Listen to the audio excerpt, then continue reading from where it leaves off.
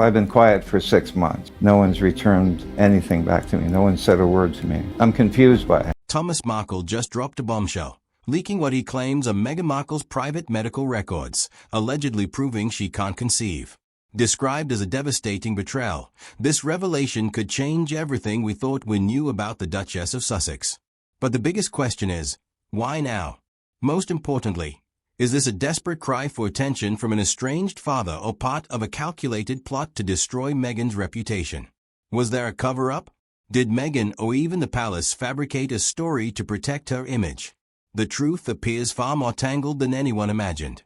Thomas Markle's decision to go public wasn't just an attack, it was a calculated move with devastating consequences. As the world watches, tensions are at an all-time high. But this isn't just another royal scandal. This is a reckoning. Who knew the truth? Who lied? And just how far would they go to keep it hidden? As the fallout spreads, one thing is clear. This story is far from over. The loving father's bond that later broke, Thomas Markle was once known as Meghan's biggest supporter. Prior to the staged paparazzi pictures and the Oprah interview that cemented their separation, Meghan's childhood friend spoke of a loving father who would change his job schedule as a lighting director in Hollywood to attend every school play and dance performance. He wasn't just present, he was her loudest cheerleader, remembers a former neighbor from their house in Woodland Hills. When Meghan got cast as the lead in a musical, Thomas was the one building sets after hours. During those early years, Meghan's father fostered the earliest indications of her desire. Thomas devised a special incentive for little Meghan. He gave her $5 for each theatrical audition she went to. While other children received allowances for housework, a family friend admits it wasn't about the money. He wanted to teach her that showing up was half the battle. Their common artistic interests kept their relationship intact, even during Meghan's period of adolescent rebellion, and this philosophy became their own language.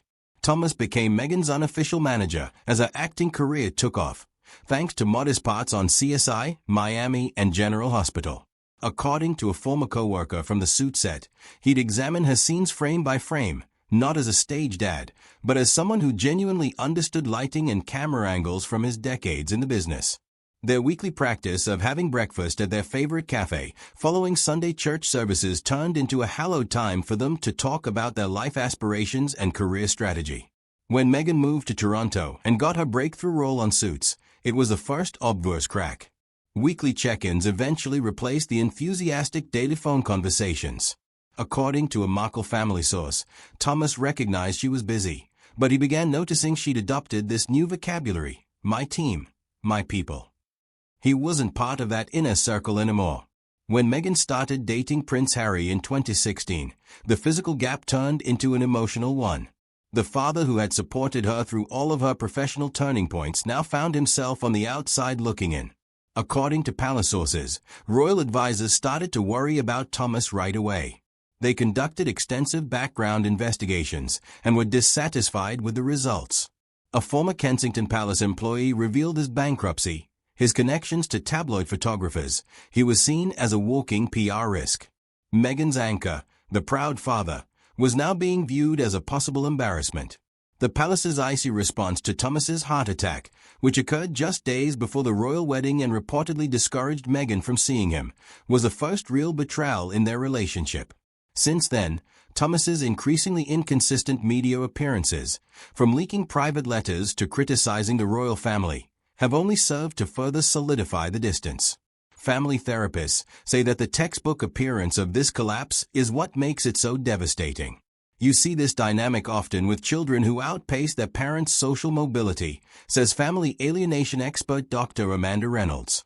The parent can't adjust to the new reality, the child can't tolerate the perceived embarrassment, and neither has the tools to bridge that gap.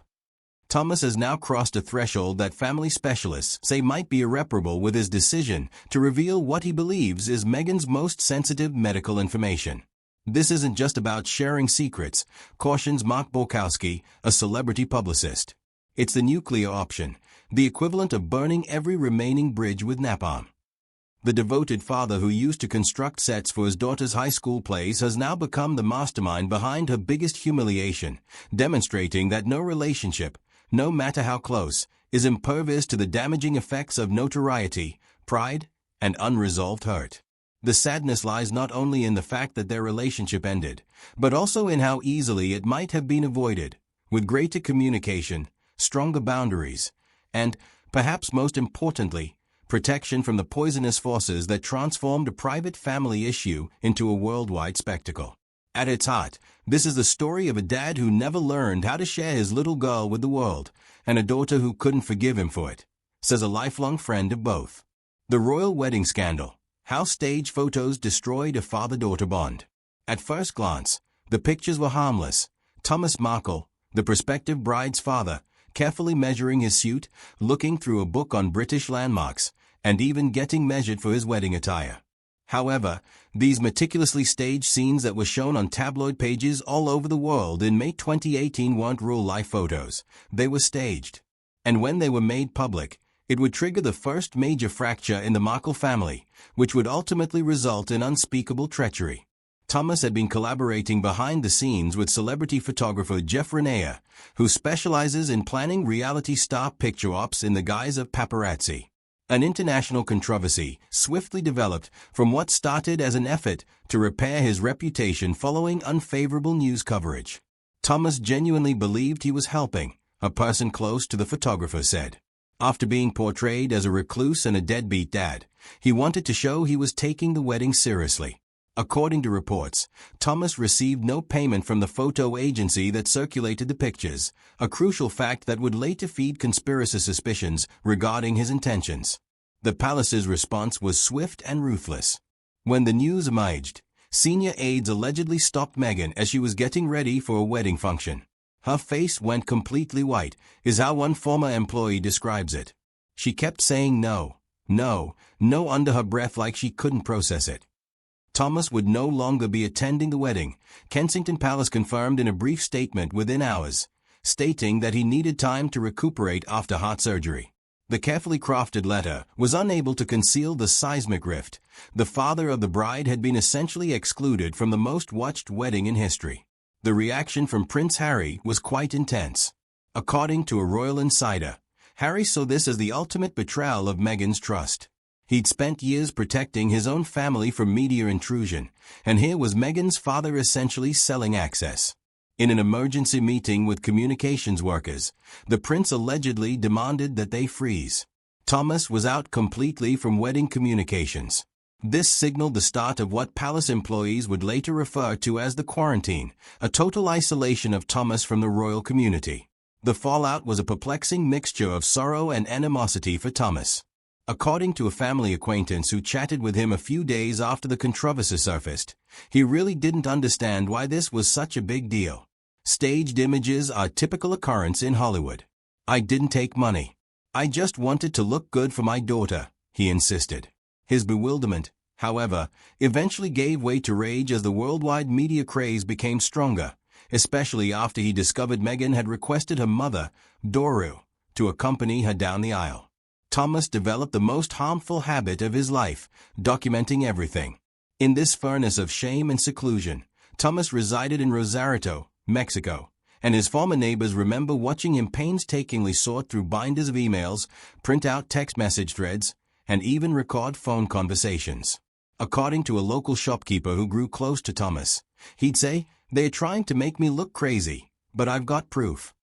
These papers purportedly contained sensitive medical records that Meghan had divulged when she was more trustworthy. These records would subsequently serve as the foundation for his nuclear retaliation.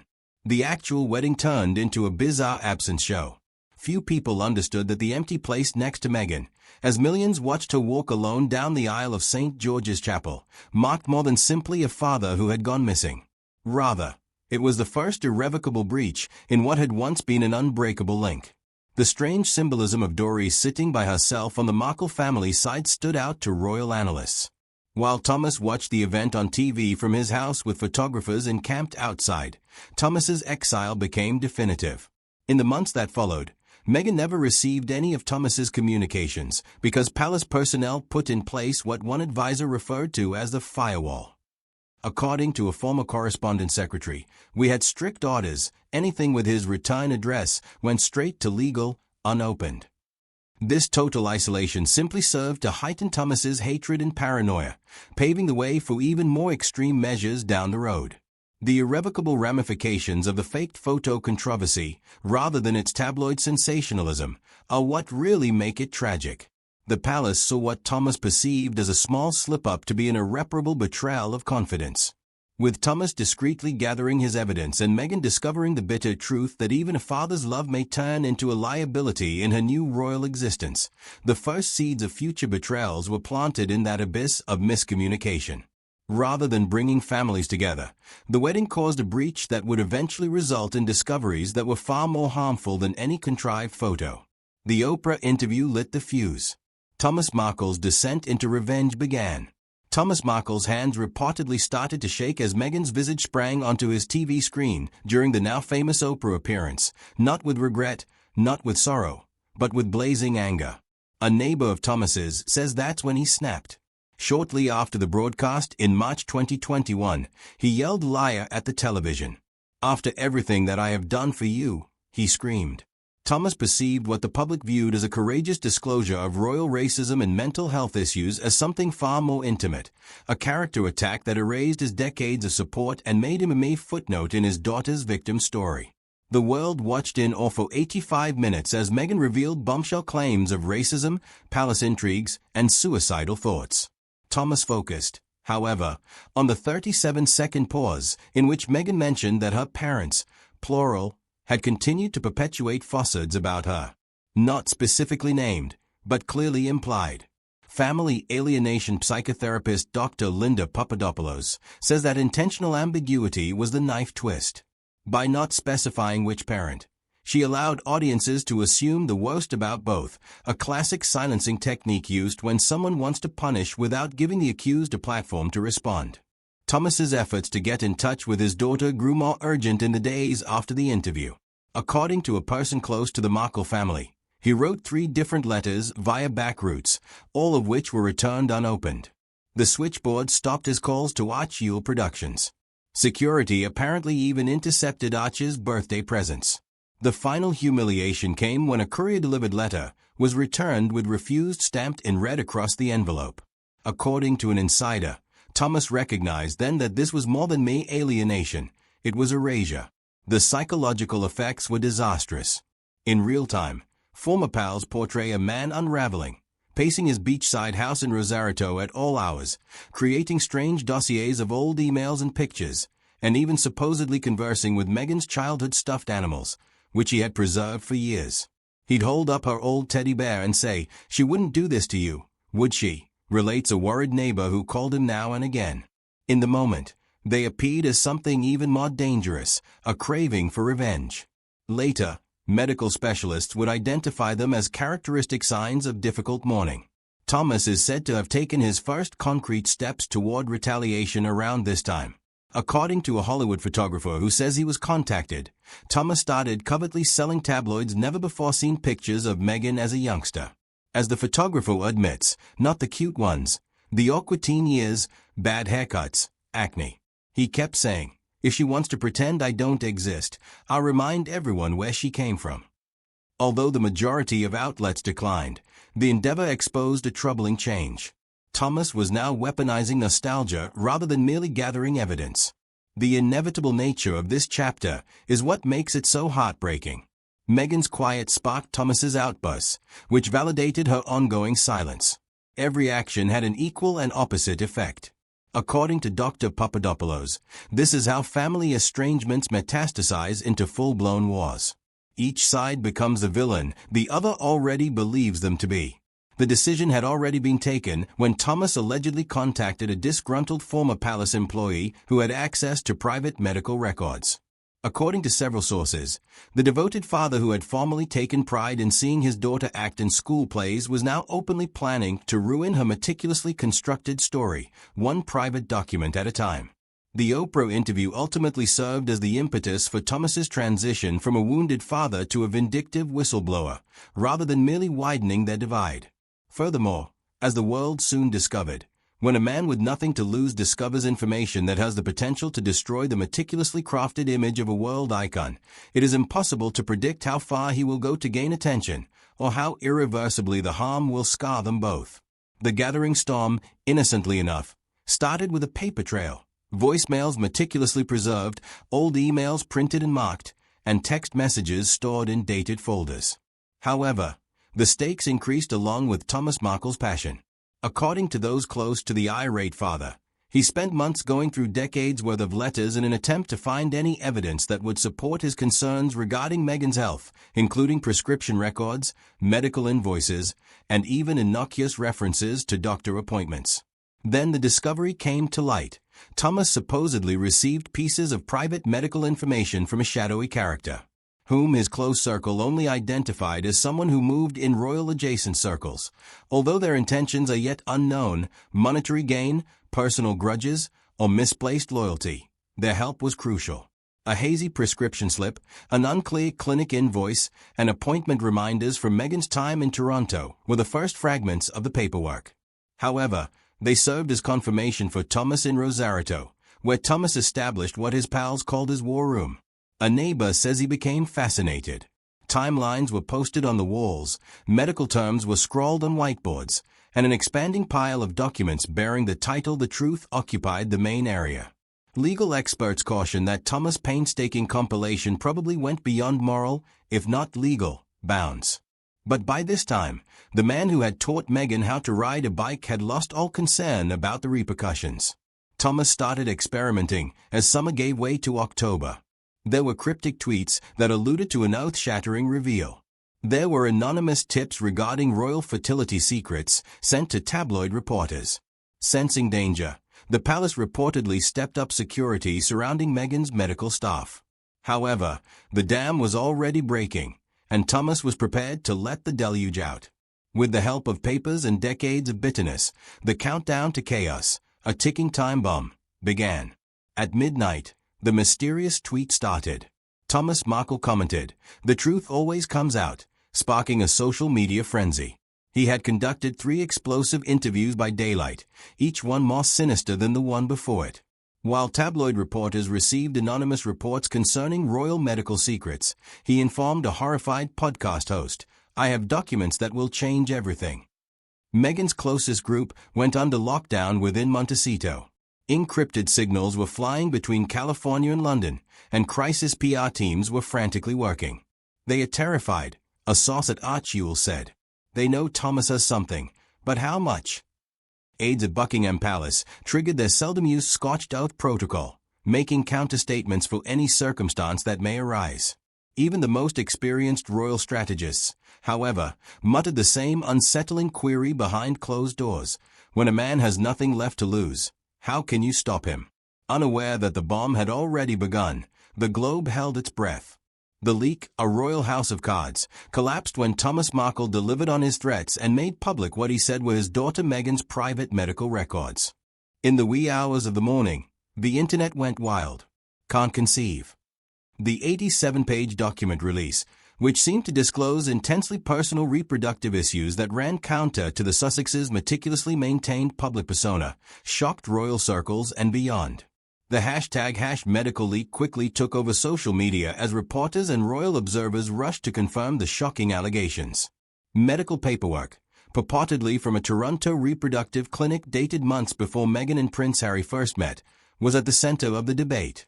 These records, which included doctors' comments on low implantation success rates and poor egg quality, indicated several unsuccessful IVF treatments, hinting that Meg can't conceive. An alleged ultrasound report from early 2019 that had Meghan's name and the handwritten note "non-viable pregnancy, recommend D and C" was even more devastating, because it was in direct opposition to her public account of the time she initially lost a baby. The documents sparked alarming inquiries about the chronology of her reproductive health development and shocked everyone. Archer's birth was at the focus of the most inflammatory accusations. In the months preceding the delivery, Meghan's California-based OB/GYN doctor Melissa Drake made many trips to London, according to flight records. Days after Meghan announced her pregnancy, a heavily redacted document that looked like a gestational carrier agreement went viral. Among conspiracy theorists, royal analysts, and body language specialists started re-examining earlier pictures of Meghan's pregnancy right away, pointing out what they said were irregularities in the size and shape of her baby bulge. Buckingham Palace was in a new situation. There were reports of senior aides hurrying into emergency meetings and the Queen's personal doctor being called to confirm the veracity of the documents. The palace's unusually non-denying statement that Her Majesty's medical team is reviewing the materials only intensified the controversy. In a vehement reaction, Meghan's lawyers referred to the leak as a malicious fabrication and a criminal violation of privacy, but they noticeably avoided making specific claims about the substance of the documents. The consequences were rapid and extensive. Meghan supporters cited the possible illegality of obtaining and sharing private medical data, while Piers Morgan spearheaded the criticism of the Sussexes' honesty. Among pundits, people who saw this as confirming long-held suspicions about the pair and others who regarded it as a hideous intrusion of a woman's most personal health information clashed on social media. As the day went on, more questions than solutions surfaced. Why would Thomas Markle decide to make such a harmful announcement at this time? For some, it was a last act of a father who felt cut out of his daughter's tale, while others blamed it on his recent financial difficulties. Although the PDF information indicated recent compilation, several papers seemed real, leaving digital forensic specialists conflicted. The purported exchanges of text messages between Meghan and a pal about donor eggs brought up additional moral and legal issues. The controversy escalated when news outlets started contrasting Meghan's heartbreaking story of a miscarriage in the New York Times with a leaked medical record that implied an earlier pregnancy loss. The public was unsure of whom or what to believe because of the contradicting accounts. Royal specialists pointed out that the harm to the Sussex brand may be irreversible, regardless of the veracity of the papers. There were now uneasy concerns about privacy and deceit in lieu of the meticulously crafted picture of a contemporary, approachable royal couple. The Markle medical leak is a new low in a time when public personalities find it difficult to keep any distinction between their personal and professional lives. It poses troubling queries about what rights even duchesses have to medical privacy and how much public scrutiny is appropriate. One thing is certain. As Meghan's team takes legal action and Buckingham Palace remains unusually silent, this controversy, with its poisonous blend of family turmoil, reproductive health, and royal intrigue, is far from ended. The digital age has made even the most ancient institutions, like monarchies, susceptible to the devastating power of leaked secrets. The aftermath: a family destroyed, a monarchy shaken. The royal family and the Sussexes are in shock about the consequences of Thomas Markle's medical disclosure. Meghan and Harry withdrew from public view in the days after the controversy, deactivating their social media accounts and postponing future appearances. According to those close to the marriage, there was an environment of devastation and betrayal, and Meghan is allegedly distraught at what she perceives to be the worst transgression. Although legal experts say it may be challenging to prosecute Thomas personally due to foreign jurisdiction concerns, the couple's legal team has threatened litigation against many media sites for publishing the hacked documents. There is an issue at Buckingham Palace as well. According to reports, the Queen's medical staff has determined that the documents include both real and fake material, putting the monarchy in a precarious situation. The damage is difficult for palace personnel to manage. One senior employee said, "We can't confirm or deny private medical matters, but the whispers are already doing irreparable harm."